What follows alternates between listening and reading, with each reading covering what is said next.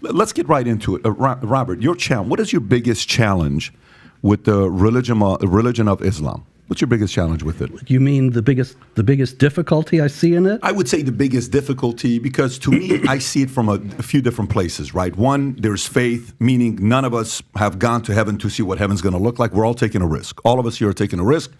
Either we're all going to be right, either we're all going to be wrong, or either one of us is going to be right, meaning one group's going to be right and the other's going to be wrong. But we don't know. That's faith, that's prayer. Of course, we've had great experiences in life to say, I had a connection with God. I had a moment with ... And then that's individual to us, right? So to me, it's faith, it's religion, it's enemies, it's common enemies. It's the challenges that's going on in the world, specifically with America as being, for the longest time, the greatest country in the world. What is affecting that? And then there's a few other things that we'll talk about into as well. So, but for me, it's more from the standpoint of when you've said you've read the Quran dozens of times, you've studied it, you've written about it, you've talked about it. Even I think the government used 2 of your books in 2011 that Wire talked about, right? I don't know what the 2 books were. I think one of them was about Prophet Muhammad, and So your background, you've been in this world. What is your biggest challenge and differences with the religion of Islam?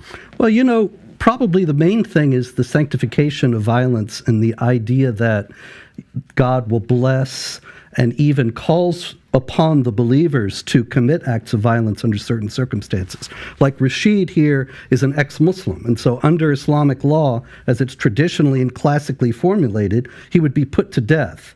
Muhammad said, anybody who changes his religion, kill him. And it's still the position of all of the schools of Islamic jurisprudence, Sunni and Shia, that the apostate should be put to death.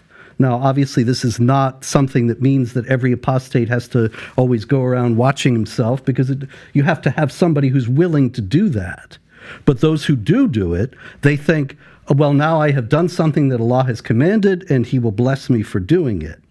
And me, myself, because I was standing up for the freedom of speech, 2015, Pamela Geller and I put on in Texas a Muhammad art exhibit and cartoon contest. And it was actually, we featured a lot of classic Shiite Persian art depicting Muhammad, as well as contemporary art that was from a more critical standpoint. And a couple of jihadis came from Phoenix, key members, actually, of the Islamic Community Center of Phoenix. One of them was featured in a recruitment video for them, and they tried to kill us.